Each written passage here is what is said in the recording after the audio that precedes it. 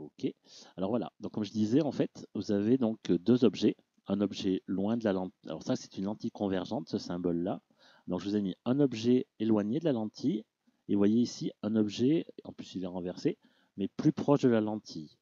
Alors moi, ce que je voudrais savoir, c'est où va se former l'image, c'est-à-dire sa position. Est-ce qu'elle va être grande ou petite, sa taille? Est-ce qu'on va vraiment la voir sur un capteur, c'est-à-dire sa nature?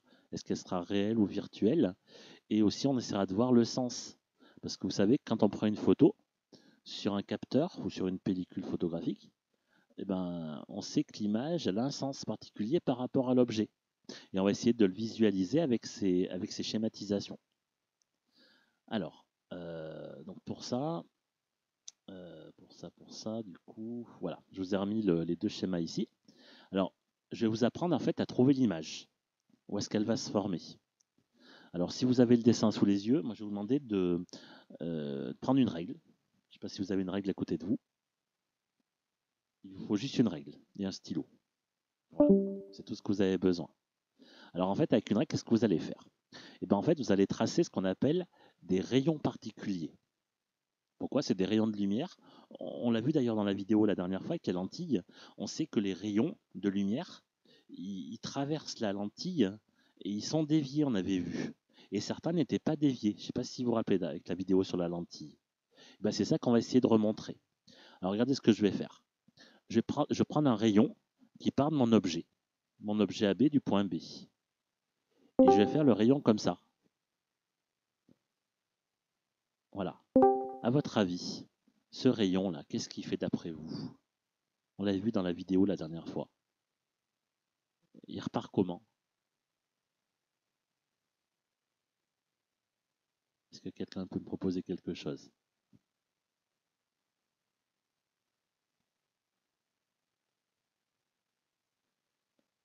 Allô, oui, est-ce que quelqu'un veut proposer quelque chose? Eh bien, lorsqu'un rayon passe par ce qu'on appelle le centre optique, le point O, eh ben, c'est le seul cas où le rayon ne sera pas dévié. Donc en fait, s'il n'est pas dévié, le rayon, il va faire exactement comme ça en fait. C'est bon pour tout le monde? Donc ça sera le seul cas. Donc pareil, ce que je peux faire aussi, si vous avez compris, eh ben, je peux faire la même chose pour le dessin du bas. Le rayon qui passe par haut ne sera pas dévié, donc il va faire exactement comme ça. Ok? Donc ça, c'est un premier rayon de lumière dont on connaît la direction. Après, un deuxième rayon, eh ben, on l'a vu aussi dans la vidéo la dernière fois, c'est un rayon qui fait comme ça, qui est parallèle à ce qu'on appelle l'axe optique ici. Et bien, qu'est-ce qui fait un rayon parallèle? On l'a vu ici dans la vidéo. Il fait quoi une fois qu'il traverse la lentille? Il converge. Et il converge en quel point, d'après vous? Il converge en passant par le point F'. Là, ça fait deux rayons en fait. Alors après, je vous en apprends un troisième. C'est le rayon qui part de B, qui passe par le point F. Alors, qui passe par le point F comme ça, et qui arrive sur la lentille. Et bien, qu'est-ce qu'il va faire ce rayon d'après vous? Ben, le rayon qui passe par le foyer objet, et ben, il va ressortir parallèle à l'axe optique. Et qu'est-ce qu'on constate? Ben, on constate que tous les rayons, ils convergent tous en un même point. On va appeler, ben, ça sera l'image du point B. Moi, je vais l'appeler B'. Voilà, comme ça. Et donc du coup, l'image, eh ben, comment je vais la dessiner? Eh ben, je vais la dessiner exactement comme ça. Là, je vais avoir A', A', B'. Est-ce que ça va pour tout le monde pour le premier dessin? C'est bon? Alors, qu'est-ce qu'on en déduit? Ben, moi, j'en déduis que si j'ai un objet éloigné, eh ben, moi, j'en déduis quoi? J'en déduis que l'image, je vais le marquer ici, l'image Elle est renversée. Elle est renversée par rapport à l'objet. Elle est réelle. Pourquoi elle est réelle? Parce que je peux la voir sur un capteur. Vous voyez, je peux très bien mettre mon capteur CCD ici. Ben, je vais la voir sur mon capteur, donc elle est réelle. Elle est comment par rapport à l'objet?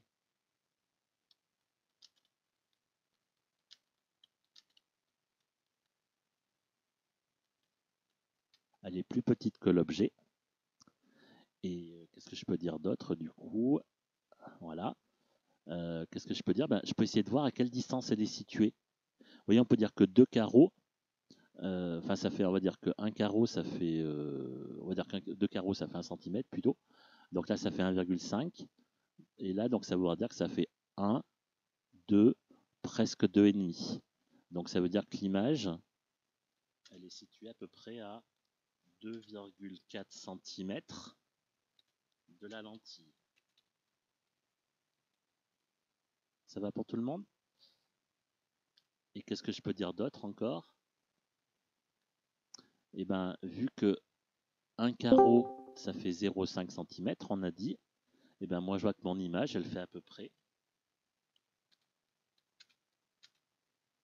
0,5 cm de hauteur, alors que l'objet, lui, faisait à peu près 1 cm de hauteur. Donc en gros, l'image est 2 fois plus petite que l'objet. Est-ce que ça va pour le premier schéma? C'est tout bon? Ouais. Ouais. Alors est-ce que vous pouvez me faire la même chose avec le deuxième, si vous avez compris le principe du premier? Est-ce qu'avec la même méthode que je vous ai donnée, ben, j'aimerais que vous me disiez la même chose. C'est-à-dire à quelle distance se situe l'objet, enfin l'image, pardon, et quelle va être sa hauteur. J'aimerais que vous me le fassiez, que vous me donniez votre réponse. Vous voyez, vous appliquez la même méthode que je vous ai donnée pour le premier. Voilà. Donc je voudrais savoir si justement, si on se rapproche d'un objet, eh ben, comment va être l'image en fait? Est-ce qu'elle sera plus grande ou plus petite? Voilà, donc vous faites les mêmes rayons comme on a fait.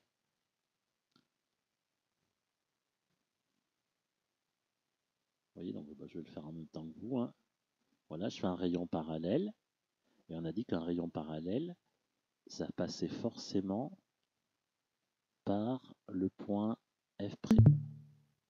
Et on sait qu'un rayon qui passe par F, vous voyez, donc il va vraiment carrément, il va être par là à peu près, ouais, voilà. Et ce rayon, normalement, il va arriver parallèle. Donc du coup, voilà. Donc voilà à peu près ce que j'ai comme, ce qui fait que mon image, la voilà. Donc là, du coup, je vais avoir ici le point A', et ici le point B'. Voilà ce que j'ai cette fois-ci. Alors, qu'est-ce que je vais pouvoir dire comme caractéristique? Eh ben, mon image, elle est aussi renversée par rapport à l'objet. Elle est aussi réelle. Je vais pouvoir la voir sur un capteur. Mais dans ce cas-là, elle est plus grande que l'objet. Donc, qu'est-ce que c'est comme type de photo là qu'on est en train de réaliser? Si vous avez une image qui est plus grande que l'objet, qu'est-ce que ça va signifier? On fait ce qu'on appelle de la... Macro. Tout à fait. On fait de la macrophotographie. Voilà, c'est ça la macrophotographie, c'est-à-dire que c'est obtenir une image plus grosse que l'objet, parce que ce qu'on voudrait essayer de faire, c'est photographier un objet microscopique et avoir une image peut-être de l'ordre du millimètre, c'est-à-dire transformer des micromètres en millimètres par exemple. Et là, on fait de la macrophotographie. Donc vous voyez que pour faire de la macrophotographie, ben, il faut que l'objet soit très proche de l'appareil photo pour pouvoir faire de la macrophotographie. Alors après, qu'est-ce que je peux encore rajouter? Eh ben, je peux rajouter que l'image, elle a combien de centimètres de la lentille? Ben, moi, je vois 1, 2, 3, 3,5. Donc moi, je sais que mon image, elle est à 3,5 cm de la lentille. Voilà. Et qu'est-ce que je peux dire au niveau de la hauteur? Eh ben moi, je vois que ça fait 1, 1,5. La hauteur, ça sera 1,5 cm de hauteur. Donc l'image, on voit bien qu'elle est beaucoup plus grande que l'objet. Voilà. Est-ce que ça va pour les deux schémas? Alors en fait, vous allez me dire, il y a un souci, enfin le souci, on pourrait essayer de le deviner, c'est qu'ici, on a 2,4 cm de la lentille, alors qu'ici, on a dit qu'on avait 3,5. Alors vous imaginez bien que pour un appareil photo, c'est pas possible de passer de 2 cm et demi à 3 cm et demi. Ça veut dire que ça veut dire qu'on a un écart de plus d'un centimètre entre les deux. Et sur un appareil photo, sur certains appareils photo, en tout cas, c'est pas possible. Donc on va voir ce qui se passe dans un appareil photo pour justement pallier à ce défaut-là. Voilà. Alors déjà, est-ce qu'il y a des questions sur ce premier exercice? Non, non. Non, c'est tout bon? Ok. Alors maintenant, ça y est, vous savez enfin, dessiner ou trouver une image. Voilà, c'était ça qu'il fallait faire dans ce premier exercice. Alors maintenant, ce qu'on va faire, c'est... euh, moi, ce que je voudrais vous montrer, c'est comparer notre œil à l'appareil photo. Parce qu'on va voir qu'il y a des points communs, mais il y a aussi des différences. Alors justement, on va parler d'une personne un peu plus âgée, et on va parler d'un adolescent. Ils ne sont pas tout à fait pareils, on va voir pourquoi. Un adolescent, on vous dit qu'il possède un œil sans défaut, et son œil, eh ben on sait que c'est une sorte de boule, de sphère, et cette sphère, entre le cristallin et le bout de l'œil, la rétine, on sait qu'il y a à peu près pour un œil normal 2,5 cm d'épaisseur. Alors maintenant la question c'est, que vaut la distance focale, parce qu'on sait que la distance focale c'est important aussi pour un appareil photo, que vaut la distance focale f', on va l'appeler, de l'ensemble cristallin-rétine lorsque l'œil est au repos. Vous vous rappelez ce que ça veut dire un œil au repos? Je vous avais fait l'expérience avec le petit stylo devant votre œil. C'est quoi un œil Ouais, au ouais. repos? C'est quoi l'œil quand on disait que l'œil était au repos? Ça veut dire que l'œil, Bah, il fait pas il force pas. il force pas. Et à quel moment il force pas l'œil? Est-ce que c'est au moment, Bah, oui, enfin, quand il regarde un quand objet qui est situé il où? regarde au loin, enfin, qu'il Voilà, c'est regarde pas ça. un objet près, Ouais, peut-être. c'est ça. En fait, il force pas. Quand il regarde très loin, bah, il travaille pas. Donc, s'il travaille pas, la lentille, elle sera pas du tout, comment dire, elle sera plutôt aplatie, elle sera moins convergente, du coup. Et on va vous demander, trouver sa distance focale. Et ben, à votre avis, ce serait quoi sa distance focale? Vous savez ce que c'est la distance focale? Je vous montre avec le dessin du dessus. C'est ça. C'est la distance entre le point O, le centre de la lentille, et le point F'. C'est cette distance-là qu'on appelle la distance focale. Donc à votre avis, si l'œil ne travaille pas, c'est-à-dire que l'objet il est super loin, donc ça veut dire que les rayons ils arrivent parallèles comme ça, et ben, qu'est-ce qu'ils vont faire? Ils vont converger où les rayons?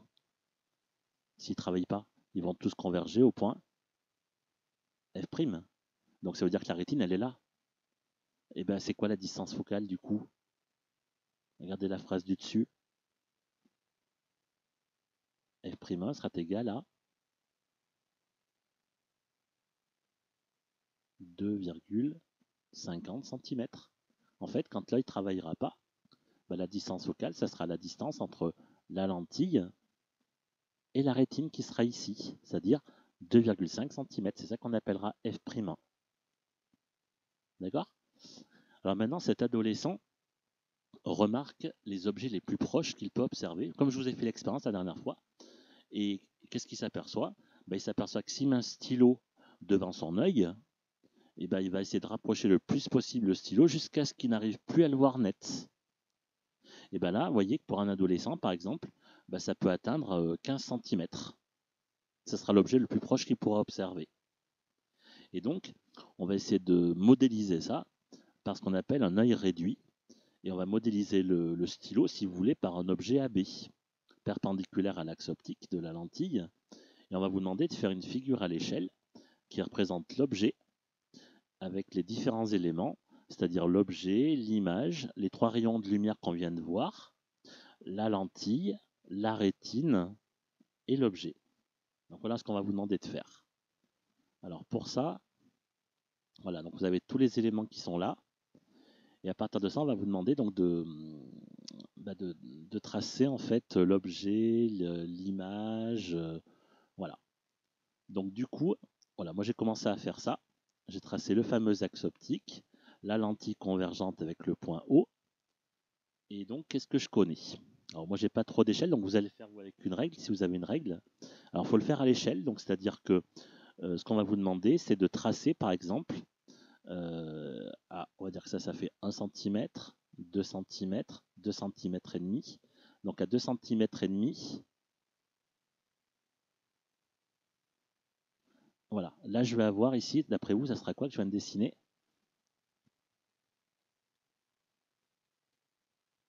La rétine. D'accord? La rétine, le cristallin. Donc là, c'est à 2,5 cm, on va dire à peu près. 2,5 ça fait ça. 5 ça fait ça. 7,5 ça fera ça. 10 ça fera ça. 12,5 ça fera ici. Donc 15, je suis à peu près par ici. 15 cm. On sait que l'objet est situé à 15 cm. Donc s'il est situé à 15 cm, je suis à peu près par là. Donc ce que je vais faire, regardez, je vais dessiner mon objet AB. Comme ça. Non, faut peut-être que j'écrive, ça sera mieux. Voilà, donc là je vais avoir le point B, le point A. Est-ce que ça va pour tout le monde? Alors, si ça va pour tout le monde, une fois que vous avez fait ça, on va vous demander de tracer les rayons. Vous vous rappelez comment on avait dit tout à l'heure? Les fameux rayons qu'on a tracés. Alors, vous vous rappelez, il y avait le premier rayon, c'était celui-là. Le rayon qui part de B, qui passe par O. Qu'est-ce qu'il fait celui-là, vous m'avez dit tout à l'heure? Il continue sans, sans être dévié, comme ceci. Ça va pour le premier rayon? Et après, si je vous en fais un deuxième, vous me dites où est-ce qu'il va aller. Si je vous fais ce rayon-là, là, un rayon parallèle, qu'est-ce qu'il doit faire après ce rayon?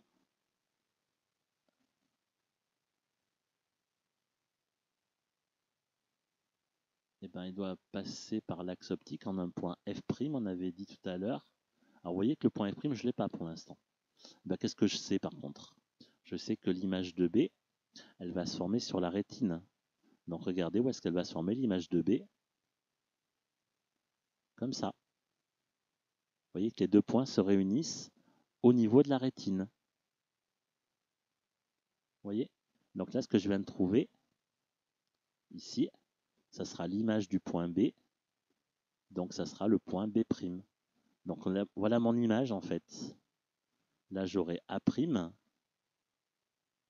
B'. Et donc, eh ben, je viens de trouver quelque chose ici. Un point d'intersection ici entre l'axe optique et le rayon. Alors, voilà, je vais le déplacer ici. Et ben, le point d'intersection, ben, c'est quoi? On l'a vu dans le schéma précédent. C'est le fameux point F', ce qu'on appelle le foyer image.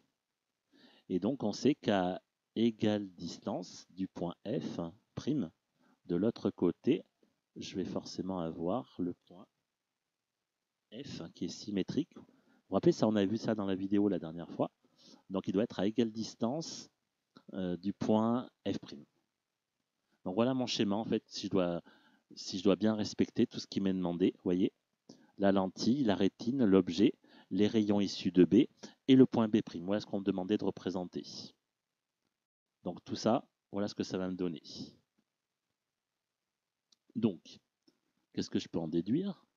Donc je peux en déduire que si mon objet est à 15 cm, mon image est à 2,5 cm, on avait dit.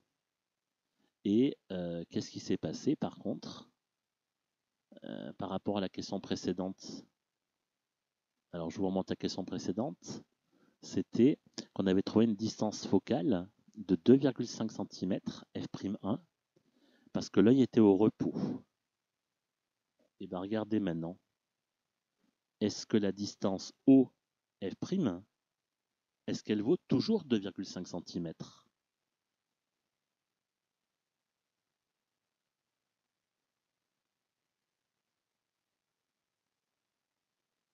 Allô?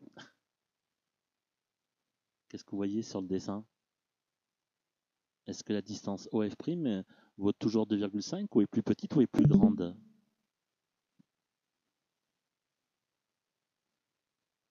Alors, je ne sais pas si... Alors, est-ce que quelqu'un veut répondre?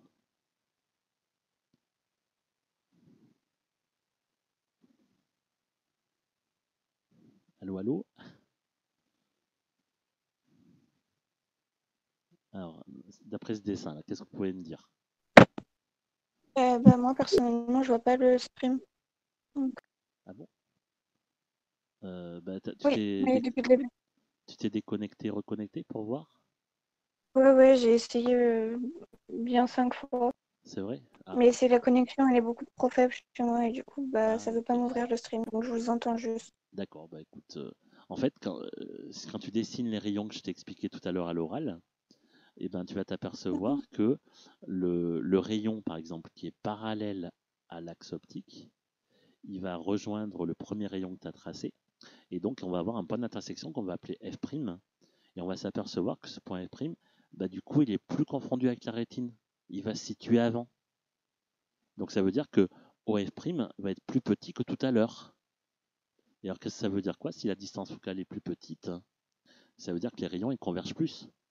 Et si les rayons ils convergent plus, ça veut dire que la lentille elle est plus Petite. convergente. Elle va faire plus converger si vous voulez. Donc du coup la distance focale sera plus petite. Et alors dans un œil, comment ça se fait? Est-ce que c'est possible que notre cristallin devienne plus convergent? Est-ce que c'est possible ou pas?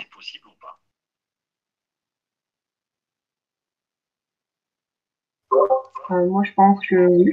Eh bien oui, tout à fait. Parce que Fanny a dit tout à l'heure que quand l'œil est au repos, bah, il ne travaille pas. Donc la lentille, elle n'est pas trop convergente en ce moment-là. Mais après, on m'avait dit que l'œil, il peut travailler si on observe un objet de près, justement. Et comment est-ce qu'il va travailler cet œil?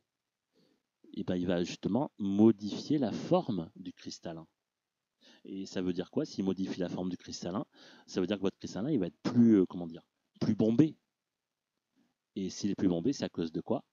C'est à cause des muscles qu'il y a tout autour du cristallin, qu'on appelle les muscles ciliaires.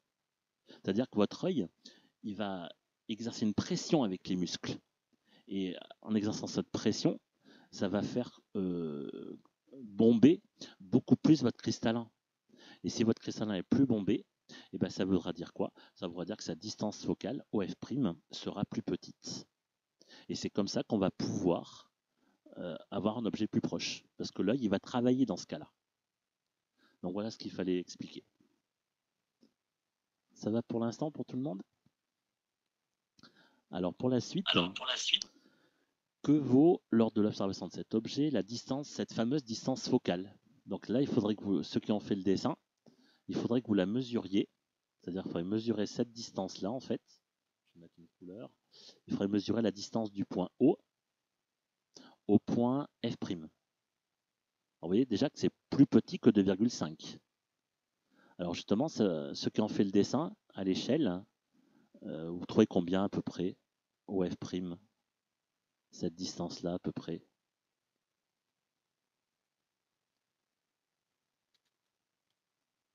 Ben, comme ça fait plus petit que 2,5, je pense que ça va être de l'ordre de 2 cm à peu près. Donc on est passé de 2,5 cm de focale à 2 cm de focale. Voilà ce que votre œil est capable de faire. D'accord? Voilà. Alors maintenant, là c'était pour un adolescent. Maintenant on va passer à une personne adulte. On va dire plus de 40 ans.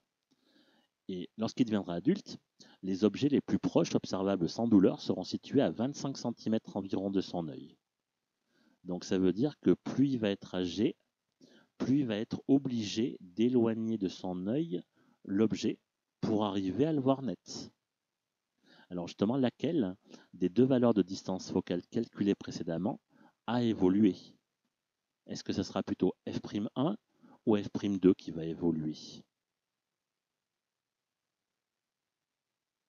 Si on est obligé d'éloigner l'objet pour pouvoir le voir net, ça va être quelle distance focale? La première, c'est-à-dire 2,5 cm, ou la deuxième qui valait 2?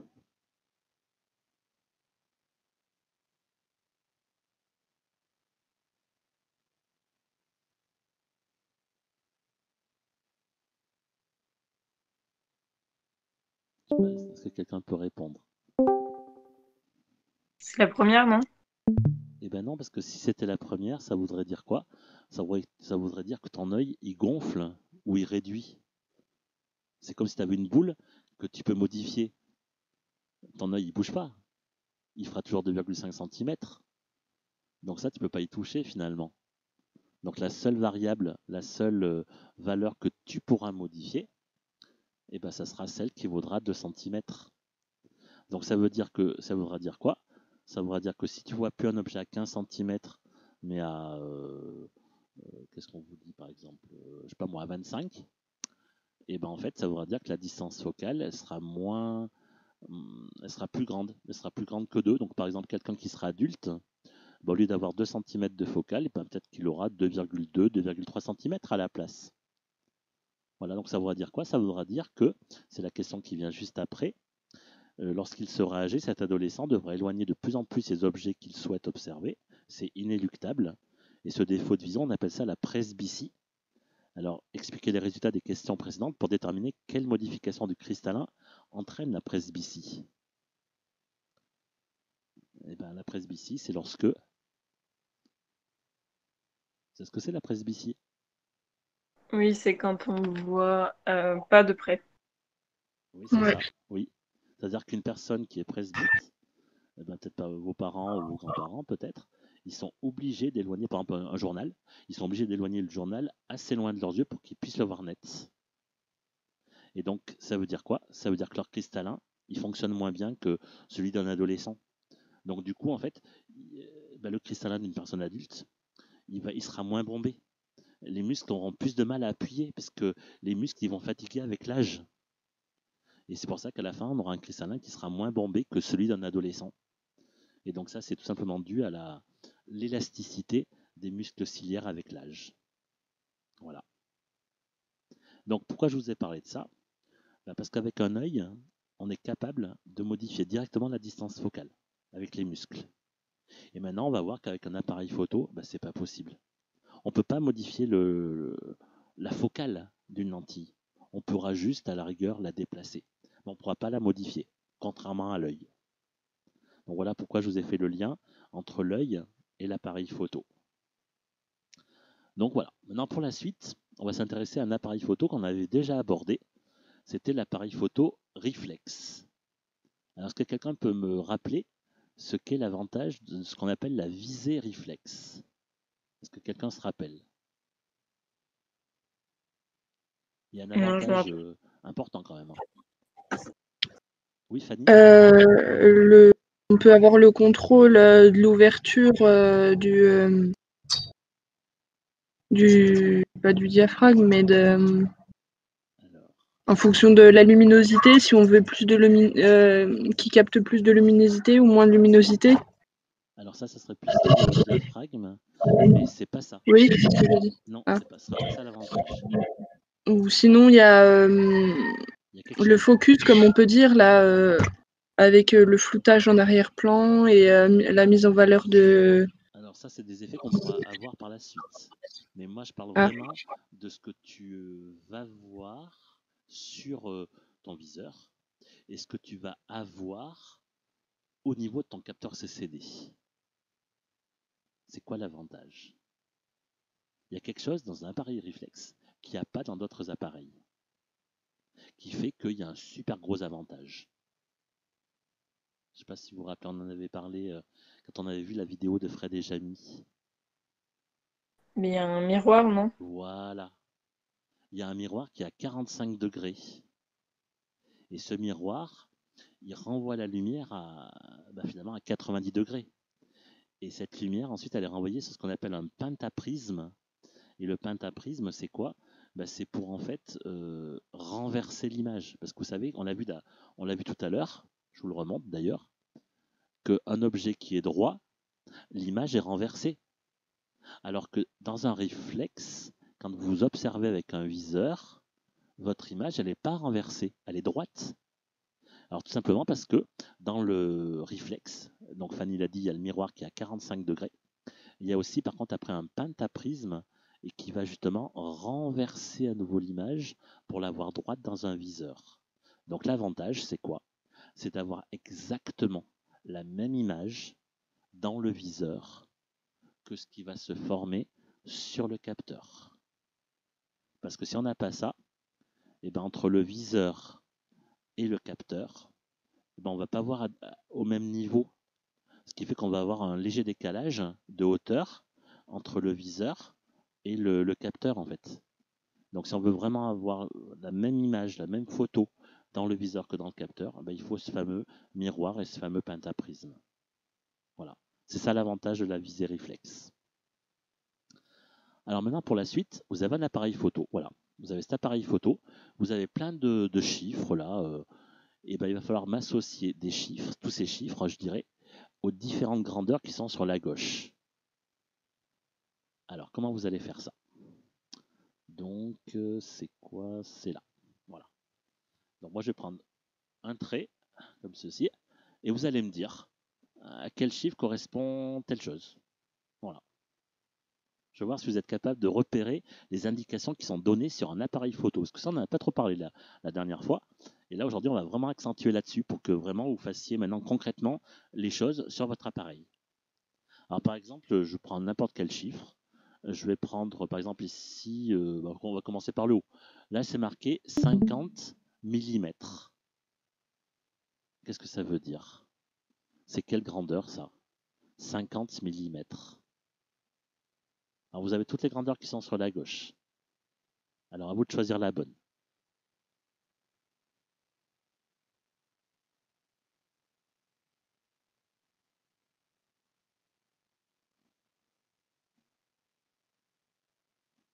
Alors, personne voit pour 50 mm? Moi, je dirais profondeur de champ approximative. Alors, si on avait Non 50 alors, j'essaie de réfléchir. Si on avait 50 mm de profondeur de champ, ça veut dire 5 cm. Je dirais que même pour une profondeur de champ, c'est quand même très très très petit en fait. Oui, Ce ça. serait très dur d'avoir ça. Hein. Et pour avoir ça, il faudrait, je dirais, un appareil photo qui ait plutôt une super grande distance focale. Et là, avec une super grande distance focale, ça serait possible d'avoir ce que tu m'as dit comme profondeur de champ. Mais là, on va voir que sur l'appareil photo, on n'a pas une grande profondeur de champ. Enfin, on n'a pas, je veux dire, une grande focale. Alors justement, on vous demande la distance focale. Est-ce que vous arrivez à la voir? Est-ce que vous arrivez à repérer où est la distance focale sur cet appareil? Parce qu'on a dit que c'était important la distance focale, parce que c'est un des paramètres qui peut justement modifier la profondeur de champ. Donc c'est important de la connaître, la focale de l'appareil. Eh bien, personne ne voit où c'est? Eh bien, la focale, la voilà. C'est 50 mm. Voilà. Donc quand on vous met une valeur généralement en millimètres, c'est et une seule valeur, d'ailleurs en plus une valeur toute seule, c'est la distance focale. Alors je vous avais dit aussi, 50 mm, ça veut dire quoi? Ça veut dire que c'est un appareil photo à objectif standard. 50 mm, c'est standard. Voilà. Alors ensuite, on vous demande la valeur du temps de pause. Vous vous rappelez ce que c'est le temps de pause?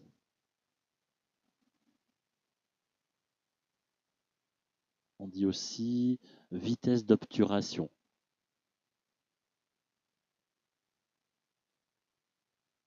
Alors, d'après vous, est-ce que vous avez un endroit où on peut visualiser la valeur du temps de pause? Est-ce que c'est le temps où la lumière rentre dans l'objectif? Oui, c'est ça. C'est-à-dire, c'est le fameux rideau. Le rideau, il va s'ouvrir combien de temps en fait? Alors voilà. Est-ce que vous pouvez repérer cette valeur?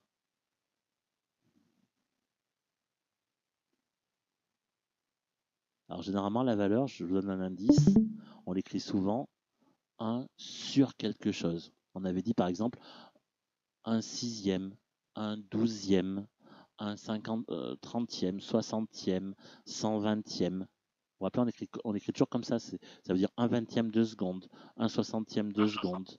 Alors est-ce que vous l'avez quelque part cette valeur? 1 sur quelque chose, vous l'avez là. Hein. Là, c'est 1 sur 1,8 que vous avez.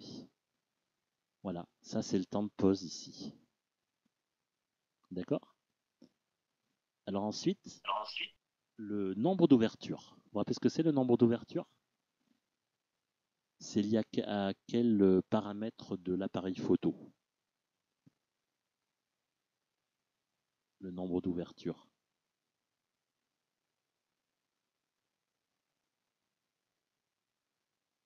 Bon.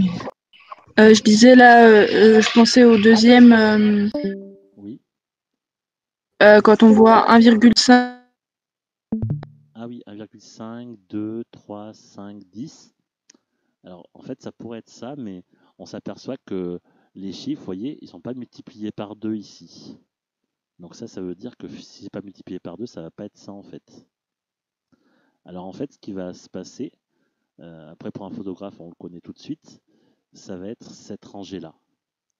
C'est-à-dire 1,8, 2, 2, 8, 4, 5, 6, 8, 11, 16. C'est ça en fait qui va concerner le nombre d'ouvertures. Alors je m'explique. Le nombre d'ouvertures, j'avais dit, ça représente l'ouverture du diaphragme. Donc ça veut dire que ce chiffre-là, il fait référence à l'ouverture du diaphragme. Alors vous allez voir que ces chiffres, en fait, ils ne sont pas tout à fait multipliés par 2, tout simplement parce que, alors je ne sais pas si vous vous rappelez ce qu'on avait dit, que plus le nombre d'ouvertures était grand, plus l'ouverture était petite. Vous vous rappelez de ça? Et on avait dit aussi que le nombre d'ouvertures, c'est inversement proportionnel au diamètre. Donc ça veut dire que plus n ici sera grand, plus le diamètre sera petit, le diamètre d'ouverture. Et là, plus le nombre ici sera petit, plus le diamètre va être grand. Ça va pour tout le monde? Voilà. Alors après, vous avez ce qu'on appelle la distance de mise au point sélectionnée. Ça veut dire quoi la distance de mise au point? Ça veut dire que c'est vous qui allez choisir à quelle distance vous allez vous mettre de l'objet que vous voulez photographier. Alors, est-ce que vous arrivez à le voir, ça? Sur l'appareil photo, à quelle distance vous allez vous placer pour photographier le sujet? Est-ce que quelqu'un voit le réglage? C'est ici un petit... Ouais, du coup, je dirais, ouais, voilà. Voilà, c'est là. C'est là où il y a le petit rond. C'est-à-dire que c'est la distance qu'on va choisir. Donc ça voudra dire qu'on va se mettre à peu près à 2 mètres, 1,8 mètres. Donc c'est ça qu'on appellera la distance de mise au point. Et ensuite, vous avez comment dire, un lien. Enfin, en fait, vous avez un curseur ici que vous allez bouger. Et ce curseur, en fait, c'est grâce à ça que vous allez voir l'image nette ou pas. Et là, on voit que par exemple, on va de 1,8 et là, on est réglé sur le chiffre 3. Et qu'est-ce que ça veut dire, ça? Si on passe de 1,8 à 3, il suffit de faire la différence. Hein. Je vais la marquer ici. 3 moins 1,8, ça fera à peu près 2,2 mètres. Et c'est quoi ça? Ça, c'est ça qu'on va appeler la profondeur de champ. Ça veut dire que votre photo, elle sera nette sur à peu près 2 mètres. Voilà. Et par contre, il reste une grandeur, il reste cette grandeur-là. On ne l'a pas abordée. Et est-ce que vous savez à quoi ça correspond? Il y a quelque chose qui est important dans l'appareil photo, que vous pouvez régler sur vos appareils photo. C'est ce qu'on appelle la sensibilité en ISO. On avait parlé de ça aussi. Donc voilà, C'est ça qu'on appelle la sensibilité Mhm. ISO. En fait, c'est toujours... Comment? Dis-donc. En fait, c'est des valeurs qui sont toujours multipliées par 2. Là, vous pouvez vérifier. Vous avez 15, 30, 60, 125, 250. Donc, chaque fois que c'est multiplié par 2, ça veut dire qu'on augmente la sensibilité. Et vous vous rappelez que si on a une grosse sensibilité, on risque d'avoir du bruit. Et que si on a une faible sensibilité, avec un peu de lumière, ça sera quand même assez net. Donc voilà, en gros. Non. Je vais pas y arriver. Parce que Alors, est-ce qu'il y a une question? Je vous écoute, s'il y a une question. Oh, t'écoutes-toi. Oui, allô? T'écoutes-toi. Oui. Parce que là, c'est pas cicatrisé, mais c'est propre et sec. Là. Et qui se balade comme ça, il y a un truc qui va rentrer dedans, ça va tout rouvrir. Bon, alors soit vous coupez le micro, parce que si... Nolwenn, ton micro est tout coupé. Ouais, fais Bon, gaffe. là, vous coupez le micro, là, parce que ça n'a aucun rapport avec le cours. Voilà. Ah, j'ai encore le micro ouvert. Bah oui. Alors, dernière question, quelles sont les possibilités d'augmenter la profondeur de champ? C'est-à-dire, on voudrait une grande profondeur de champ. Et bien, qu'est-ce qu'on peut faire pour avoir une grande profondeur de champ? Est-ce que quelqu'un se rappelle? Moi, je dis qu'il y a 3 choses à faire. On a vu ça la dernière fois. Alors, est-ce que quelqu'un peut me rappeler?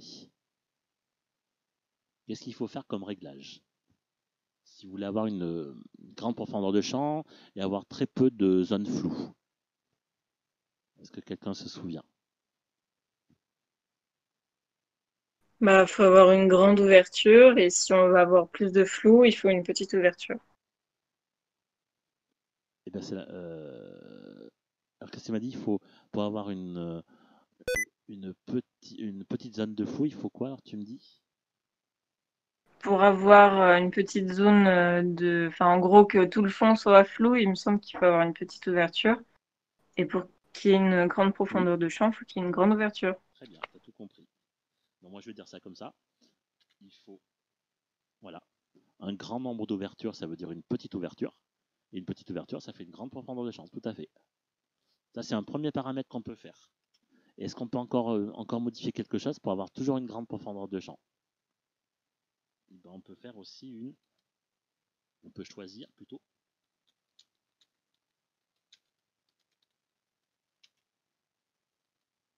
On peut choisir une distance de mise au point très grande, c'est-à-dire on s'éloigne. Plus on s'éloigne de l'objet, plus la profondeur de champ sera grande. Plus on se rapproche, plus la profondeur de champ sera petite. Et un dernier paramètre, pour avoir une grande profondeur de champ,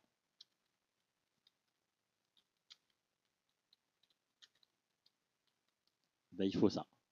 Si vous prenez une petite distance focale, vous aurez une grande profondeur de champ. Si vous prenez une grande distance focale, telle que des téléobjectifs, par exemple comme des paparazzi, et bien là, vous aurez une toute petite profondeur de champ. Ça veut dire que vous allez fixer une personne, la personne sera nette, mais tout l'arrière sera flou. Donc voilà les 3 paramètres qui peuvent permettre d'avoir une grande profondeur de champ. Donc voilà, en gros, ce qu'il faut retenir là-dessus. Est-ce que ça va pour cet exercice? Ça permet déjà de visualiser un petit peu qu'est-ce concrètement sur un appareil photo, c'est quoi les réglages déjà. Ça, c'est important. Voilà. Je sais pas, des questions ou pas? Non. Juste du coup, Oui. le cours, c'est un créneau de 2 heures ou pas? Peut-être pas tout à fait, un peu moins, je pense. Ouais, parce que Voilà. du coup, Ouais. moi après j'ai Ah d'accord, t'as un empêchement. voilà. Ok. Bon, je vais essayer d'aller finir un petit peu avant. Ok. Du coup, pour la suite, on va s'intéresser à 5 objectifs. Alors, c'est des objectifs complètement différents les uns des autres. Alors, moi, je vous demandais 3 choses. Parmi ces 5 objectifs, me dire quel type d'objectif c'est, quelle ouverture, c'est-à-dire quel nombre n on a choisi sur chacun de ces 5 objectifs, et trouver la profondeur de champ approximative qui est indiquée aussi sur les objectifs. C'est bon pour tout le monde?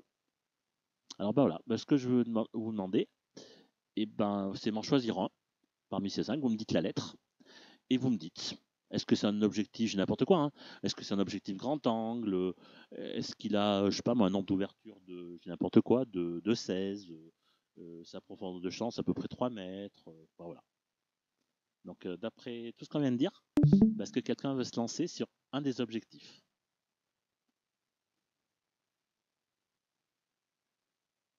Vous choisissez celui que vous voulez.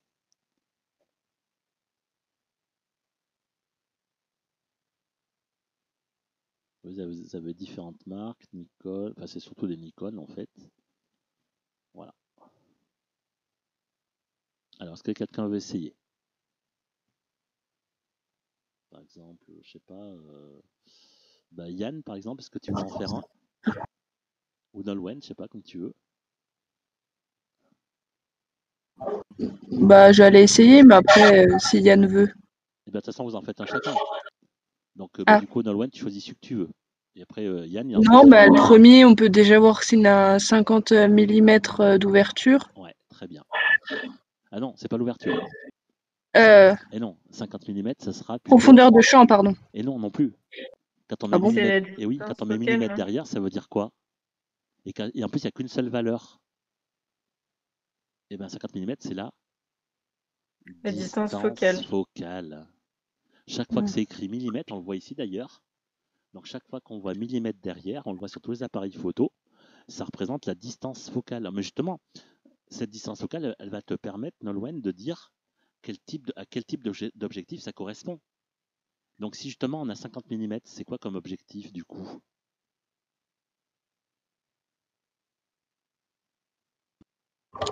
Comment ça? Par rapport à l'appareil que ça peut... Non? Non, J'ai pas compris. En fait, en gros, on avait vu la dernière fois qu'il y a 3 types d'objectifs. Je te les rappelle. Il y a l'objectif standard, l'objectif grand angle et le téléobjectif. Pour moi, c'est standard, 50 mm. Et ben voilà, c'est ça. 50 mm, c'est la valeur de référence. Donc, si c'est 50, c'est forcément standard. Voilà. Donc, voilà ce que tu peux dire ici. Donc là, tu peux dire que c'est standard. Je vais le marquer à côté. Voilà. Très bien. Qu'est-ce que tu peux dire d'autre encore? L'ouverture sélectionnée. Est-ce que tu la vois? C'est-à-dire, quelle valeur de grand N on a choisi? Oui, je pense qu'on y voit, mais par rapport au schéma d'avant, est-ce que c'est au même emplacement là? Alors, tu as un curseur. Et je pense que tu as repéré les chiffres qu'on a vus tout à l'heure là. Oui. 1,4, 2, 2, 8, 4, 5, 8, 8, 11, 16. On trouve tous les chiffres. Donc on voit que le curseur, il est où? Il est sur quel chiffre en bas? De comment? Tu vois le curseur orange? Le 16 là. Et ben voilà, c'est 16. Un indice qui permet de savoir que c'est N, ben, c'est le A que tu as là. Le A en anglais, ça veut dire aperture. Aperture, ça veut dire ouverture. Donc ça peut te donner un indice pour savoir où sont les nombres d'ouverture, c'est grâce au A. Donc le N égale 16. Oui. Et maintenant, la dernière chose, c'est la profondeur de champ. Alors, est-ce que tu peux la voir, la visualiser? En fait, c'est les chiffres du dessus. Oui, 1. De 1. Alors, ça veut dire que tu t'es fixé à 1 mètre et tu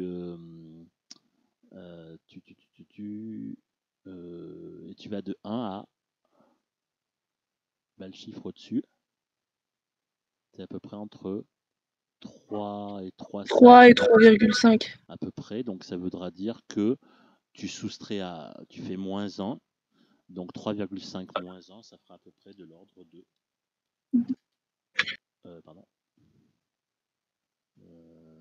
voilà. Ça fera à peu près 2,5 mètres de profondeur de champ. Ça va pour le premier? Alors, du coup, est-ce que Yann, est-ce que tu peux me faire par exemple le B? Donc je vais mettre là le B. Alors, qu'est-ce que tu peux me dire pour le B? Qu'est-ce que je rectifie?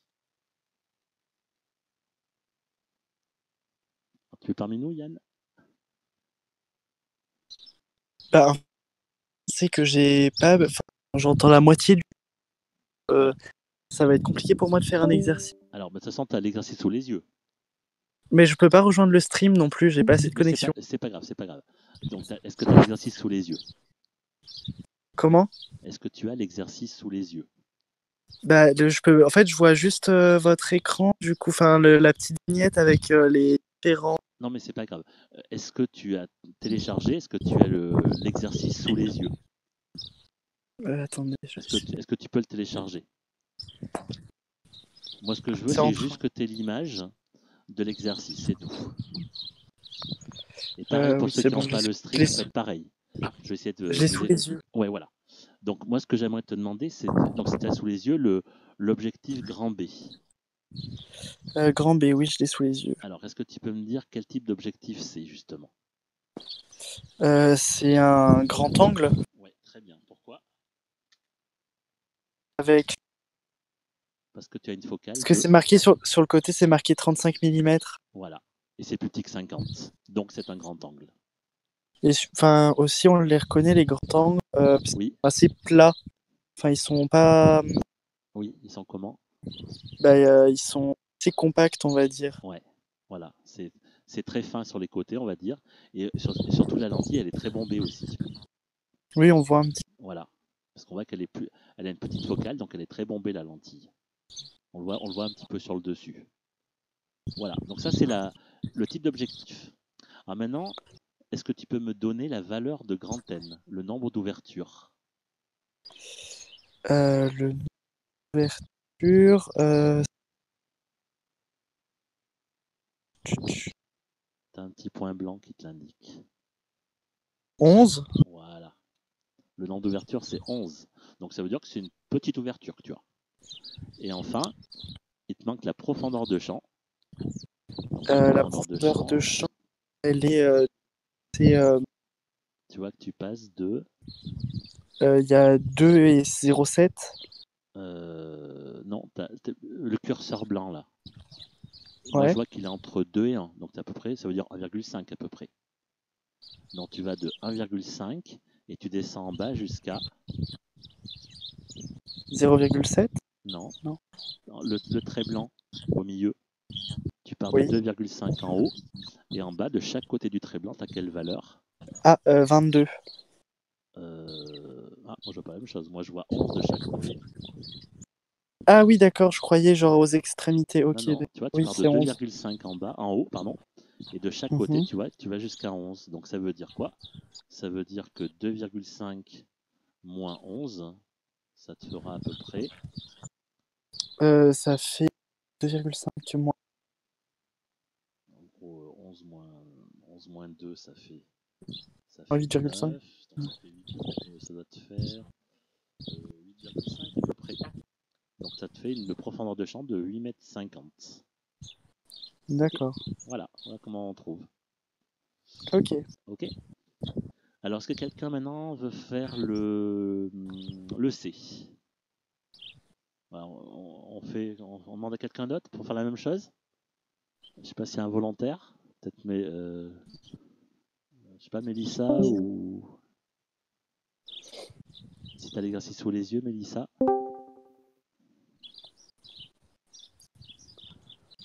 Alors, est-ce que c'est un téléobjectif? Est-ce que c'est un grand angle ou est-ce que c'est un standard? Le C.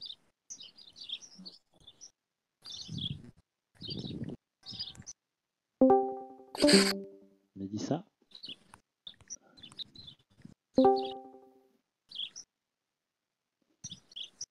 Tu m'entends, Mélissa?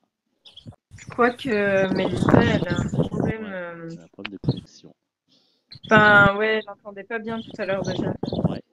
Bon, on va demander à qui alors? Alice, si tu veux. Moi, je veux bien faire le dé. Eh ben, le dé. Allez, lançons-nous sur le dé alors. Je te mets ici. Alors, du coup, standard, donc, téléobjectif ou grand angle? pour moi, c'est un standard. Ouais, très bien. 50 mm ici. Très bien. Le grand N. 22. Très bien. Ça veut dire la plus petite ouverture. Et enfin, la profondeur de champ. Profondeur de champ. Tu vois que tu vas de... Là, tu es à peu près entre Là, tu as 3, là, tu as 15. Ah non, oui, tu vas de 3. Alors, je laisse réfléchir. Je sais pas, 4,5. Eh ben, c'est Parce quoi qu'il y a le petit infini, mais Oui, c'est quoi enfin, l'infini? Ça veut je sais dire pas que quoi ça veut dire. ça veut dire que tu vas le plus loin possible. Donc ça veut dire que tu pars soit de, je sais pas, on va dire 3 ou 15 mètres à peu près. Tu vas jusqu'à l'infini, donc ça veut dire que la profondeur de champ elle est très grande. Tu peux pas la calculer en fait. D'accord, ok. C'est la plus grande possible. Parce que tu vas sur l'infini. Voilà, c'est tout ce qu'on peut dire en fait, c'est la plus grande. Donc là, c'est la plus grande profondeur de champ que tu puisses avoir. Et d'ailleurs, c'est logique parce que on a pris le n le plus grand. Et le n le plus grand, on l'a dit tout à l'heure, ça correspond à la profondeur de champ la plus grande. Donc c'est logique. Voilà. Alors, est-ce que quelqu'un, peut-être Alan aussi, je ne sais pas si Alan nous entend. Alan, il est parti. Ah, d'accord. Il a mis qu'il avait un rendez-vous. Ah, ok. Je sais pas, est-ce que quelqu'un veut faire le C du coup. Bon, on le fait ensemble s'il y a de moins en moins de monde. Le C, qu'est-ce qu'on peut dire? On a quelle focale ici? 135 mm. On a 135 mm, donc 135 mm, c'est beaucoup plus grand que 50, donc ça s'appelle un C'est téléobjectif. un grand angle. Et non, téléobjectif. Comment? Et non, c'est un téléobjectif. Le grand angle, c'est une focale plus petite. C'est long. Ah, non, c'est macro. et Macro? Et non, parce qu'on peut très bien faire de la macro avec un téléobjectif et avec un grand angle. Ah. Et non, en gros, si je résume, 50 mm, c'est standard. Plus petit que 50, c'est grand angle. Et plus grand que 50, c'est téléobjectif. Voilà ce qu'il faut retenir. Donc là, on a 135. Donc 135, c'est un téléobjectif. Alors après le nombre d'ouvertures, regardez, on le repère tout de suite. C'est 16. Voilà. Et la profondeur de champ, voilà, vous l'avez aussi. Vous voyez que vous allez à peu près de 10 à l'infini. Donc c'est une profondeur de champ qui est pareil, très grande aussi.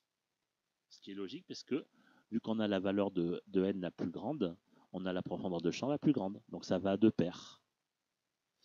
Et enfin le dernier. Donc le dernier c'est c'est celui-là, là, le E. Et étant donné que si vous regardez, vous n'avez pas de focale d'indiquer. Donc s'il n'y a pas de focale, c'est que c'est forcément un standard. C'est-à-dire 50. On ne le met pas parce que c'est standard.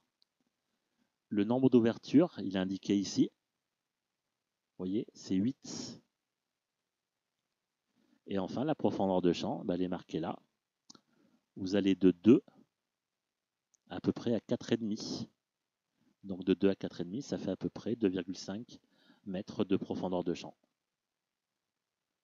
Ça va pour tout le monde? Voilà. Ouais. Donc voilà ce que vous pouvez déjà deviner, ce que vous pouvez déjà, Oui, c'est bon. ce que vous pouvez déjà prévoir sur un de vos objectifs. Voilà, vous pouvez déjà prévoir tout ça sur un objectif. Avec toutes les indications que vous avez, c'est tout ce que vous pouvez prévoir sur un objectif. Voilà. Après, je ne sais pas ce que vous avez, vous, chez vous, comme objectif, si ça représente, si ça correspond plutôt à celui-là ou celui-là, je ne sais pas. Mais forcément, ça sera forcément un de ceux-là que vous devez forcément avoir, je pense. Un de ces trois-là. Voilà. Alors, je continue. Alors maintenant, le temps se couvre. Alors, on va essayer de comprendre ce qui va se passer. Vous avez une pellicule 200 ISO, réglage 125-16, convient bien. Que représentent ces trois nombres? Alors, je vais voir si vous avez retenu un peu tout ce qu'on a dit. Alors, si vous avez une pellicule 200 ISO, réglage 125-16, c'est quoi ces trois chiffres? C'est quoi 200?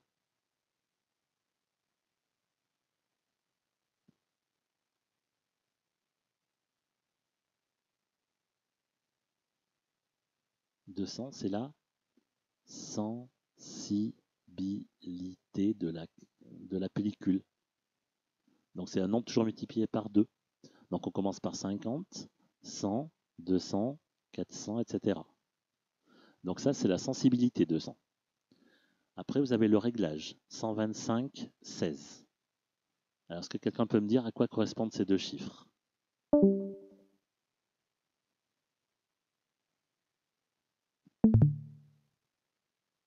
125, ça serait quoi pour vous?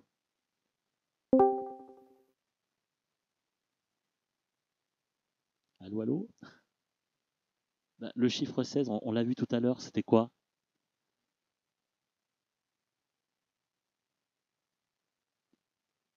Je sais pas, Fanny? Le chiffre 16, c'est le nombre d'ouvertures, grand N. Et 125, ça veut pas dire 125 secondes, ça veut dire, on l'a dit tout à l'heure, 1 sur 125. C'est ce qu'on appelle le temps de pause. 1 sur 125 secondes. C'est bon pour la signification des trois chiffres? Alors maintenant, le temps s'assombrit. La quantité de lumière parvenant au capteur est divisée par 2. Donc on a 2 fois moins de lumière qui arrive sur le capteur. Partant du réglage 125-16, ben moi je vous pose la question. Qu'est-ce qu'il faut faire comme réglage pour avoir la même quantité de lumière qu'au début? Est-ce que ce sera le premier, le deuxième ou le troisième? Et parmi les deux qui ne seront pas bons, bah dire pourquoi ils ne seront pas bons en fait, les deux autres. Alors, qui veut répondre? Je sais pas, Yann, est-ce que tu as une proposition? Yann? Vous pouvez juste répéter la question parce que Alors ça a coupé. la question c'est, par temps clair, tu as fait un réglage de 125-16 et le temps s'assombrit. Donc il y a 2 fois moins de lumière. Quel va être le nouveau réglage? Est-ce que ça sera 125-11, 125-22 ou 250-11? Du coup, il faut augmenter le temps de pause. Alors, si on augmente le temps de pause, il faut l'augmenter dans quel sens alors? Du coup, Passer à... c'est inversement proportionnel parce que pause est long, il y a d'ouverture. Oui, mais alors ça veut dire que si tu veux Ça, doubler non le temps de pause, il faudrait quelle valeur alors? Sachant que tu as 125 hein, pour l'instant, le temps de pause. Et les autres proportions, c'est... C'est 125-11, 125-22, 250-11. 250. Ben, si tu fais ça, tu vas encore avoir moins de lumière. Parce que... Ah, bah du coup, c'est la plus petite. Parce que 250, ça veut dire quoi? Ça veut dire 1 sur 250. Donc, tu es d'accord qu'entre 1 sur 125 et 1 sur 250, le temps le plus grand, c'est bien 1 sur 125. Oui. Et donc, ça veut dire que si tu passes de 1 sur 125 à 1 sur 250, tu réduis le temps de pause. Oui, non mais oui, c'est que je me suis trompé. D'accord? Et par contre, donc ça voudra dire qu'il y aura moins de lumière qui va rentrer. Alors, ça serait quoi qu'il faudrait faire en fait? Bah, du coup, il faut augmenter les ouvertures. Oui, alors, c'est-à-dire? Si. Est-ce que tu prends plutôt le chiffre 11 ou le chiffre 22? Le chiffre 11. Voilà. Donc, c'est la première. C'est 125-11. Parce qu'en fait, ce qu'on fait, c'est quand on passe de 16 à 11, comme tu l'as dit, en fait, ben, on augmente le diamètre d'ouverture de 2. Donc, ça veut dire qu'on fait rentrer 2 fois plus de lumière, sachant qu'il y en a 2 fois moins qui arrivent. Donc, on aura bien la même luminosité sur la photo. Donc, ce qui veut dire que les deux autres paramètres, ils sont pas bons. Parce que le deuxième, c'est 125-22. 125-22, ça veut dire qu'on a réduit par 2 l'ouverture. Donc, ça veut dire que la photo, elle sera plus sombre. Hein. Oui. Et la dernière, c'est 250-11. Alors, qu'est-ce qui s'est passé? 250, on a réduit le temps de pause de 2. Et 11, on a ouvert le diaphragme 2 fois plus. Donc, en fait, ce qui s'est passé, c'est qu'on aura... comment dire? Dans ce cas-là, en fait, il va... Comment on pourrait expliquer ça? Vu que le temps s'est assombri, la photo finale va être plus sombre. Mais vu qu'on a augmenté le diamètre et qu'on a réduit le temps de pause, en fait, ça se compense. Du coup, on revient à la situation de base. De base, voilà. Tout à fait. En fait, on compense la perte de lumière par un temps d'exposition. Voilà, c'est ça. Voilà comment est-ce qu'on fait pour savoir si on veut une photo. Alors, ça sera plutôt dans ce cas-là une photo sous-exposée. La photo, le réglage 125-22, ce sera une photo super sombre. Et le réglage 125-11, bah, sera une photo pas mal. On voit ce qu'on peut dire. D'accord. Ok. Alors ça, c'est pour des photos de paysage. Maintenant, pour des photos de portrait. Parce que je vois les DNMAD, ils ont justement un projet, c'est autoportrait, ça s'appelle. Alors justement, un photographe désire réaliser des portraits. Il utilise un appareil photo muni d'un zoom 35-110, réglé initialement sur 50 mm. Alors c'est quoi l'avantage d'un zoom? Bah, c'est qu'on peut être loin et on prend une photo comme si on était de près. Ouais, donc ça veut dire qu'on peut modifier la focale. Et si tu dis qu'on peut prendre une photo de loin comme si on était près, ça veut dire que c'est quoi l'avantage du zoom? C'est que ça permet de grossir l'image. Donc on peut avoir ce qu'on appelle un grossissement. C'est ça l'avantage du zoom. C'est-à-dire que si tu fais le rapport 110 divisé par 35, ça te fait ton facteur multiplicatif, ça te fait ton facteur de grossissement en fait. Donc c'est ça l'avantage du zoom. Alors la signification des valeurs 35 et 110, 35 mm c'est la valeur minimale de la focale, 110 c'est la valeur maximale de la focale. C'est-à-dire qu'on peut passer d'un objectif grand angle et obtenir jusqu'à un téléobjectif. Voilà ce que ça veut dire. Alors après avoir fait la mise au point sur l'ensemble du sujet, il désire cadrer le visage uniquement. Comment doit-il agir sur le zoom? On veut que le visage. Et ben on doit zoomer plus. Enfin, Oui. On doit donc augmenter la focale. c'est la distance. C'est la focale. Voilà. On était sur 50 au départ. Si on veut avoir que le visage, comme tu as dit, il faut agir sur le zoom. Donc ça veut dire qu'on va augmenter la focale, on va tendre vers les 110 mm. En fait, on va s'en rapprocher en fait. Et quel sera l'impact sur l'arrière-plan si on zoome? Qu'est-ce qui va se passer? L'arrière-plan va être flou. Eh bien oui, ça va réduire la profondeur de champ. Et donc si vous voulez faire vraiment un portrait et mettre en valeur le portrait, c'est ça qu'il faut faire. C'est se tabler sur le visage, zoomer, pour vraiment avoir un arrière-plan flouté.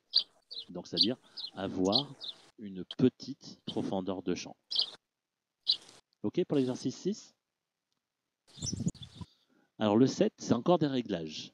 Alors là, pareil, vous avez comme sur la bague de l'objectif, vous avez les valeurs qui sont indiquées. Valeur du nombre d'ouvertures ici, valeur des vitesses d'obturation en bas. Donc on vous dit que vous avez un objectif de focale 50 mm. Sa latitude de mise au point s'étend de 1 mètre à l'infini. Et le capteur est un 24 par 36 mm. Que signifie 24 x 36? Ça veut dire quoi ça, 24 par 36?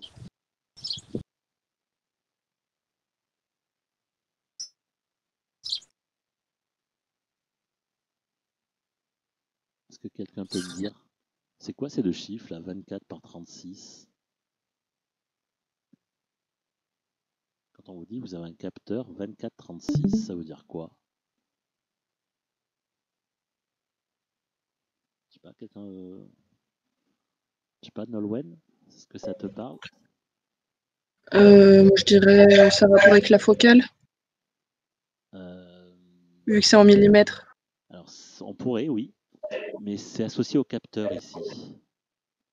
Donc ça peut être soit le capteur CCD, soit la pellicule. C'est quoi ces deux dimensions? C'est tout simplement que ton capteur ou ta pellicule... Capteur CCD. Oui, ils ont quelle forme hein? Ces capteurs, ils ont quelle forme en fait? Je sais pas. Je sais pas.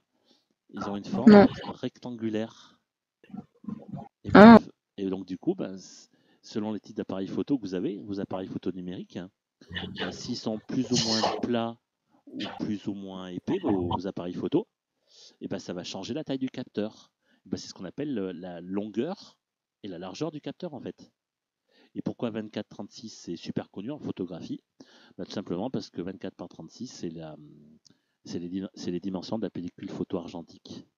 Et ceux qui font construire des appareils photo numériques, ils se calent par rapport à ces mesures de référence en fait. C'est pour ça que c'est super D'accord. connu en photo, le 24 par 36. Mais maintenant, même sur vos appareils photo, enfin, comment dire, même sur vos portables, vous avez votre appareil photo. Et comme vos portables sont très plats, et ben généralement, pour avoir le même type de photo, ben maintenant, ce qu'on fait, on arrive à faire des capteurs CCD encore plus petits. Donc, ça sera encore plus petit que 24 par 36, en fait, les capteurs CCD que vous avez sur vos portables. Voilà. Et comment peut-on qualifier la focale de cet objectif? On a dit 50 mm, on l'a dit tout à l'heure. C'est un objectif, on a dit tout à l'heure, standard. Oui, standard, oui. Enfin, oui. 50. Universel. Voilà, universel. Et alors, pareil, vous avez les nombres d'ouverture. On vous demande à quel nombre correspond, attention, la plus grande ouverture du diaphragme. Ce sera quel chiffre? La plus grande ouverture du diaphragme. Ça sera... En gros, ça sera, est-ce que ça sera 2 ou est-ce que ça sera 22?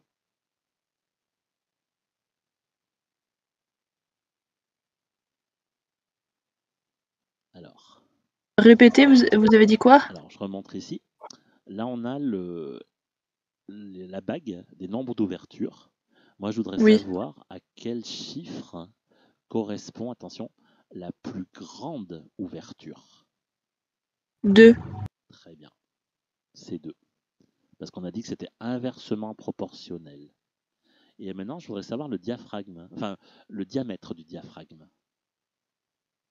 Alors, comment je peux faire ça? Ben, moi, j'ai une relation qui dit que le nombre d'ouvertures, c'est égal à f'.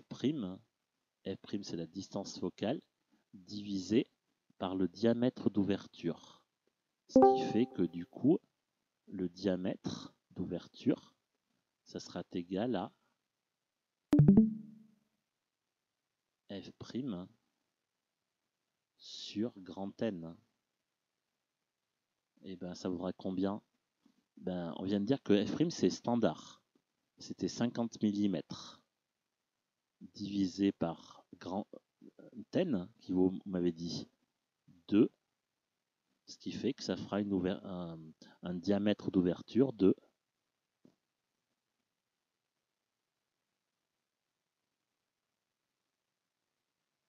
25 mm. Ça va pour le diamètre d'ouverture? Donc ça, c'est le plus grand.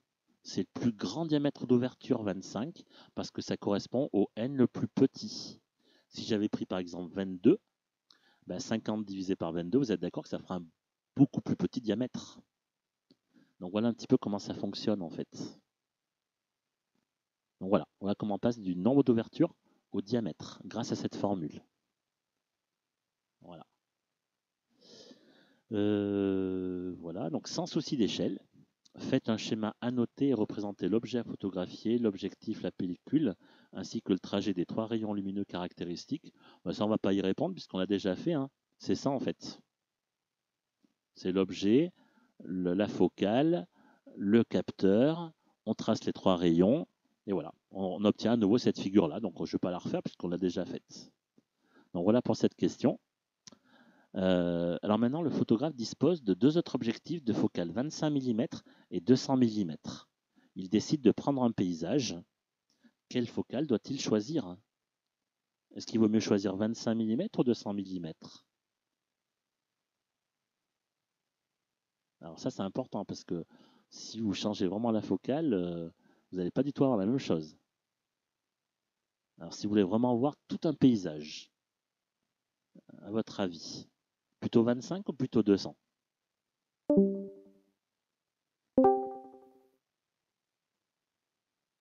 Plutôt 25? Eh bien oui. Alors, je ne sais pas si vous vous rappelez, je vous avais montré une petite simulation avec Nikon. On pouvait faire varier la focale et qu'est-ce que ça modifiait? Ça modifiait, on avait appelé ça l'angle de champ. Vous vous rappelez?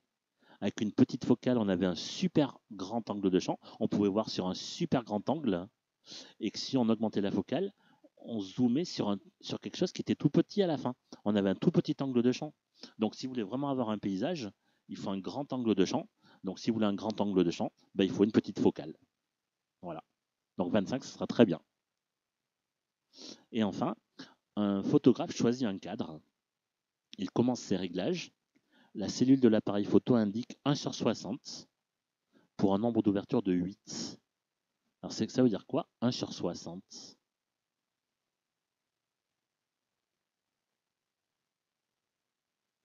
Quand on dit 1 sur quelque chose, 1/60 c'est le temps de pause, la vitesse d'obturation. C'est-à-dire 1/60e, 1/60e de seconde. Voilà ce que ça veut dire. Et enfin, le photographe règle l'appareil maintenant sur un nombre d'ouverture de 5,6. Alors la question c'est, quelle vitesse d'obturation doit-il choisir afin d'obtenir la même quantité de lumière sur la pellicule? Donc en gros, si je vous remets le dessin, voilà, au départ, il est parti de, je crois, de 8, c'est ça? Je reprends un petit peu l'énoncé. Il avait un nombre d'ouverture de 8 et 1/60e de seconde. Voilà les réglages qu'il avait. Donc il avait ça en fait au départ, 8 et 60, c'est-à-dire 1/60e de seconde. Ça, c'est les réglages qu'il a au départ. La question maintenant, c'est quoi? Maintenant, il passe de 8 à 5,6. Vous voyez ce que je veux dire? Alors maintenant, la question, c'est pour avoir la même quantité de lumière qui rentre dans l'appareil photo, et à votre avis, il faudra qu'il choisisse quoi alors? Un temps de pause de 125 ou un temps de pause de 30? Qu'est-ce qu'il va falloir faire comme réglage pour avoir la même quantité de lumière?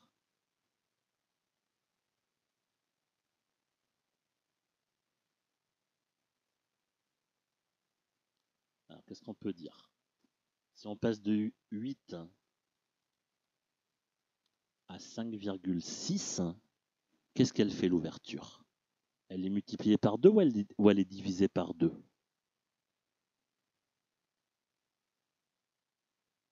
On réduit le nombre d'ouvertures. Donc ça veut dire que l'ouverture est multipliée par 2 si je fais ça. D'accord? Donc maintenant, moi j'aimerais savoir qu'est-ce que je dois faire au niveau du temps de pause du coup pour avoir la même quantité de lumière. Qu'est-ce que je dois faire? Je dois la multiplier par 2 ou la diviser par 2?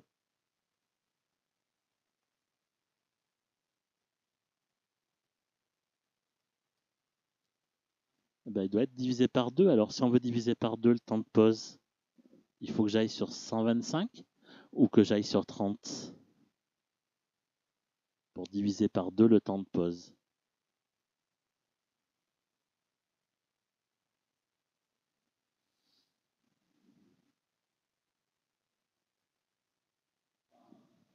Il faut aller sur 125.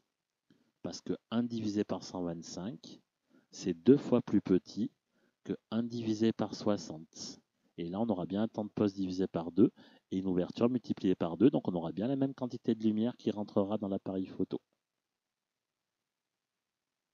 C'est bon? Est-ce qu'il y a des questions? Non, non. C'est tout bon? Et enfin, dernière question. C'est bon. Que se passe-t-il? Bon, je vais voir si vous avez compris. Que se passe-t-il sur la photo si on choisit 16 et 125? Je vous remontre. Si on choisit, je mets en rouge, 16 ici et 125. Qu'est-ce qu'on va avoir? Comment sera la photo si on choisit ces deux réglages?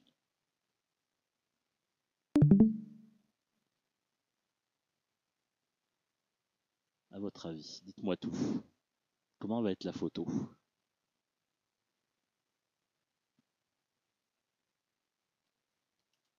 Je sais pas moi, surexposé, sous-exposé, à votre avis?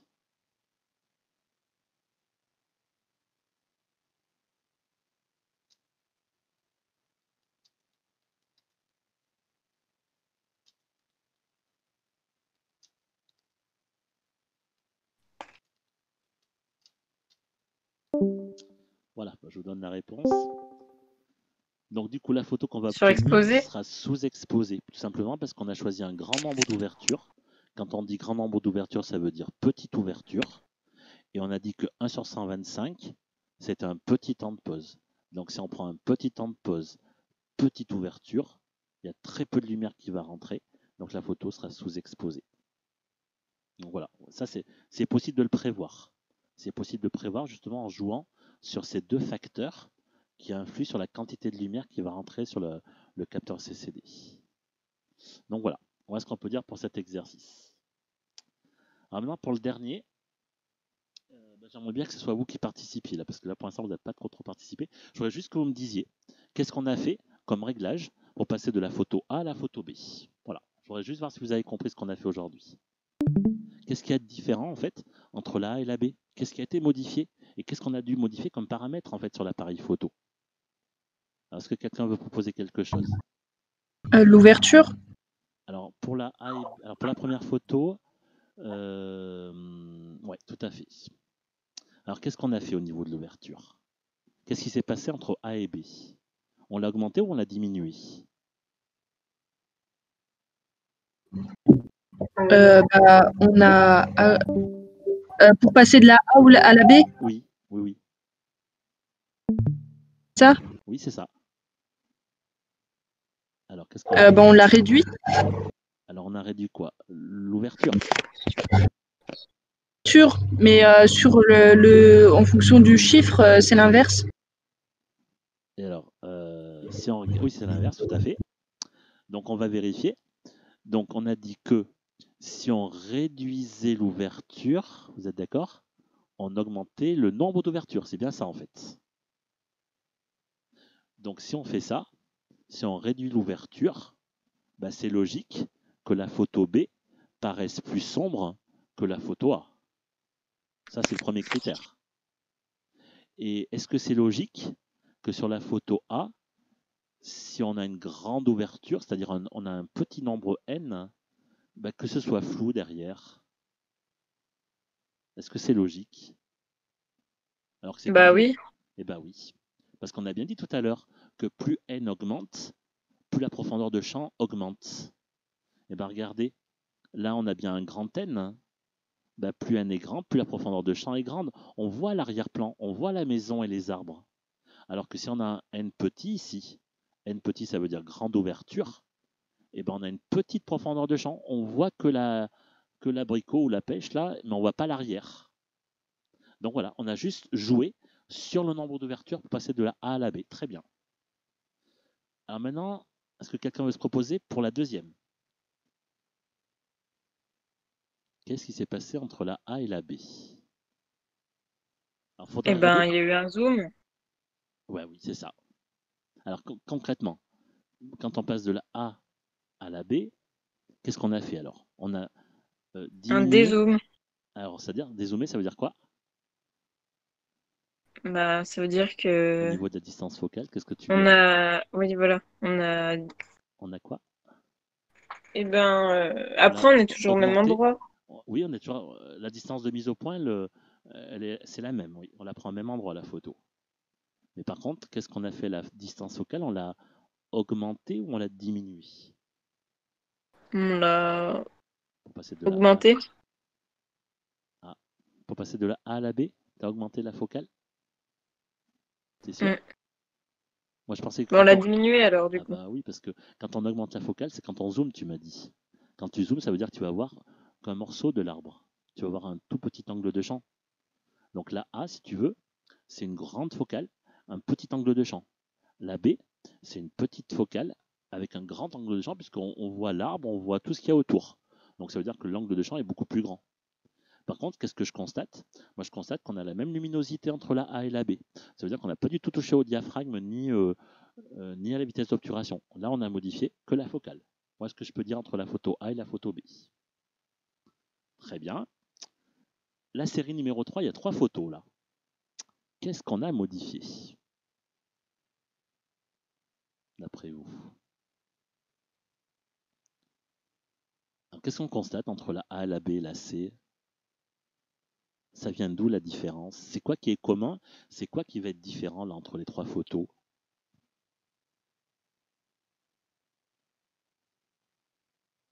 Ben, moi, je dirais déjà, il y a un point commun, c'est que déjà à peu près les 3 photos, il y a à peu près la même quantité de lumière qui rentre. Vous voyez, elles sont à peu près de la même façon. Euh, elles sont, quand on prend la photo, on est à peu près à la même distance. Hein, les 3 photos sont prises à la même distance, on n'y touche pas. Alors, qu'est-ce qui pourrait être modifié pour avoir quelque chose de net au niveau de la photo A? B, ça commence un tout petit peu à être flou. Et C, c'est super flou. Alors le flouté, on va l'obtenir comment, cette zone un petit peu pas nette, hein? Ça se traduit à quoi? Qu'est-ce qu'on a pu modifier entre la A, la B et la C? Autant d'ouverture. Très bien. Parce que ça veut dire que si c'est flou, ça veut dire que la lampe qu'on va photographier, elle bouge, hein, elle oscille. Et donc si on choisit un grand temps de pause, eh ben, on va suivre le mouvement de la lampe. On va voir son oscillation. Donc c'est pour ça que sur la C, le temps de pause sera grand. C'est-à-dire, par exemple, je prends un exemple, je prends 1/30 par exemple. 1/30, je vais pouvoir suivre un morceau du mouvement de la lampe. Donc ça va être légèrement flouté. Alors que la A, là, c'est net. Ça veut dire que j'ai figé, oui, c'est ça, j'ai figé la lampe pendant un instant de temps très bref. Donc là, j'ai choisi un tout petit temps de pause. Et là, la photo, elle est nette parce qu'on a figé l'image au cours de son mouvement. Donc entre la A, la B et la C, on a augmenté progressivement le temps de pause. Voilà. Voilà ce que je peux dire pour la série numéro 3. Ça va? Alors la série numéro 4, qu'est-ce qu'on a fait? Qu'est-ce qui s'est passé? Qu'est-ce qui lui arrive à cette petite grenouille? Il y a beaucoup plus de luminosité, donc on a ouvert énormément. Alors qu'est-ce qu'on a modifié alors là?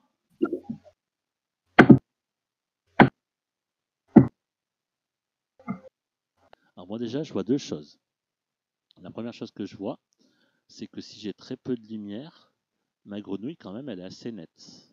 Elle n'est pas floue, elle n'est pas... Voilà.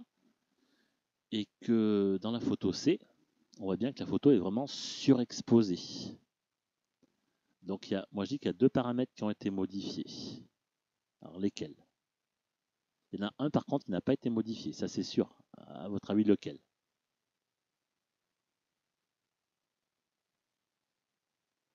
Alors déjà, ce qui n'a pas été modifié, c'est l'ouverture. Pourquoi? Parce que si on avait modifié l'ouverture, on aurait modifié la profondeur de champ. Et je m'aperçois qu'entre la photo sous-exposée et la photo surexposée, j'ai exactement la même profondeur de champ. Donc, je n'ai pas touché au nombre d'ouverture. Alors, comment ça se fait qu'il y a plus de lumière en allant de la A à la C? On a modifié l'exposition. Et ben voilà. Alors ça, c'est la première chose. On a augmenté le temps d'exposition. Donc ça, c'est un premier critère. Mais il y en a un deuxième aussi. Il y en a un autre qu'on a modifié. C'est un autre facteur qu'on a vu aussi. C'est qu'on a augmenté aussi la sensibilité. Et quand on augmente la sensibilité, vous vous rappelez qu'il y a le fameux bruit qui intervient. Donc là, on voit qu'il y a le bruit qui intervient au niveau de la grenouille, ça se voit, plus le fait qu'on ait augmenté le temps d'exposition. Donc ça fait une photo vraiment surexposée à la fin. Donc voilà ce qu'on a pu faire comme réglage entre la A et la C. Et enfin, la 5. Vous connaissez un fameux pont aux États-Unis. Alors, c'est quoi la différence entre la A, la B et la C? Qu'est-ce qui a été modifié? Oh là, ça se voit, hein. La première chose qu'on peut constater déjà, c'est qu'on a la même luminosité. Donc ça veut dire qu'on a exactement le même nombre d'ouvertures et le même temps de pause. Ça, on n'y a pas touché. À votre avis, qu'est-ce qu'on a modifié pour passer de la A à la B à la C? Qu'est-ce qu'elle a fait la personne là? Est-ce qu'elle a modifié quelque chose? Déjà, il y a plus ou moins de bruit sur l'image. Ah, il y a le bruit, oui, tout à fait. Il y a le bruit qui intervient. Donc ça voudra dire que justement, il y a la sensibilité qui intervient. Alors le bruit, il apparaît plus Sur la flé. sur la C que sur la A. Très bien, il y a plus de, on le voit bien la différence. Il y a le bruit qui intervient, donc ça veut dire que la sensibilité, on a modifié la sensibilité. Voilà. Mais surtout, si on regarde la A, la B et la C, c'est que moi je vois un truc tout simple. Hein. Qu'est-ce que je vois? Je vois que c'est la même personne, située au même endroit, qui a pris la photo A, B et C. Donc, qu'est-ce qui s'est passé entre la A, B et C? On a modifié ce qu'on appelle la distance de mise au point. Là, celui qui prend la photo, l'objet est très proche. Sur la photo B, quand il prend la photo, le pont est plus éloigné, l'objet est plus loin. Et là, l'objet est encore plus loin. Donc, en fait, ce qui s'est passé, c'est que le seul paramètre, c'est la distance de mise au point qui a changé entre la A, la B et la C. Et plus on observe un objet loin, plus le bruit va apparaître parce que c'est la sensibilité qui va limiter la photo. Alors qu'on le verra beaucoup moins si l'objet est proche. Donc voilà comment je peux analyser moi les photos A, B et C. Alors maintenant pour finir, il me reste 3 photos à analyser. Alors la photo du petit dragon. Alors moi je vous propose 2 réglages. La même focale, 35 mm, 35 mm, hein, donc c'est des téléobjectifs tous les deux, des objectifs grand angle, pardon. Alors il y a un réglage, c'est f sur 22, 1 sur 25, et l'autre c'est f sur 5,6, 1 sur 1400. Donc à vous d'associer le bon réglage à la bonne photo. Alors comment vous allez faire pour savoir? Il y a un indice, hein. Sur la photo il y a un indice clair hein, qui permet de tout de suite dire à quel duo de valeur ça correspond. Le temps, Moi je dirais que le temps, il a, enfin, si pour avoir une importance, si je voyais une différence de luminosité, mais je vois pas trop de différence de luminosité pour l'instant. Là, c'est la profondeur de champ. Oui. Alors c'est dans lequel qu'on a la plus grande profondeur de champ. La 1. Alors qu'est-ce qu'on a dit? Plus la profondeur de champ est grande, plus le nombre d'ouvertures est Grand. Donc on a comme nombre d'ouvertures, on a 5,6 et on a 22. Donc du coup, qu'est-ce que je peux en déduire? C'est-à-dire que f sur 22, 1 sur 25, je vais associer à L comme photo. Et donc, f sur 5,6, 1 sur 400, ça sera celle-là. Alors, est-ce que c'est logique d'avoir la même luminosité maintenant? Oui. Et oui, parce que 22, c'est une petite ouverture. Et 1 sur 25, 1 divisé par 25, c'est un grand temps de pause. Donc, petite ouverture, grand temps de pause. Et là, j'ai une grande ouverture, 5,6 c'est une grande ouverture, 1 sur 400 c'est un petit temps de pause. Donc finalement ça se compense en fait. C'est pour ça qu'on a la même luminosité sur les deux photos. Voilà ce qu'on peut dire pour cette première série de photos. Ensuite on continue. Alors cette fois-ci vous avez 1, 2, 3, 4 photos. Donc vous avez 4 photos, il faut associer chaque photo à sa bonne distance focale. Alors, qu'est-ce que vous allez me dire? À quelle focale correspond la A? À quelle focale correspond la B, la C et la D? Moi je dirais c'est inversé, c'est-à-dire c'est dans le même ordre mais inversé. Alors c'est-à-dire le A, ça serait quelle valeur? A 300, B 120, C 35 et 24D. Très bien. Non? Oui, c'est ça. Parce que plus la focale, on l'a dit, hein, plus la focale augmente, plus l'angle de champ est petit. Vous voyez, on voit qu'un tout petit angle de champ. Et plus la focale diminue, plus l'angle de champ, on voit bien qu'il augmente à chaque fois. Voilà, c'est juste ça. On sait que la focale est liée à l'angle de champ. Très bien.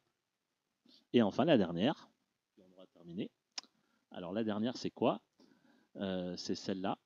Donc vous avez même focale, donc on ne change pas la focale, on ne change pas la sensibilité, et on change que comme tout à l'heure, l'ouverture Le- et le temps de pause. Voilà.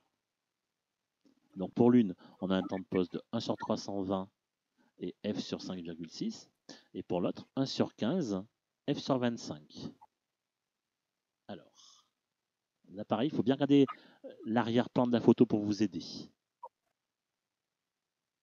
Je dirais le premier avec le A et le deuxième avec le B. Alors, c'est-à-dire l'ouverture et le temps de pause ici. Oui. C'est ça, on va vérifier. Oui. Ok, et donc l'autre, ça serait celui-là, ici. Alors, on va essayer de vérifier si c'est bon. Du coup, moi, ce que je constate, l'objet, il est éclairé de la même façon dans les deux.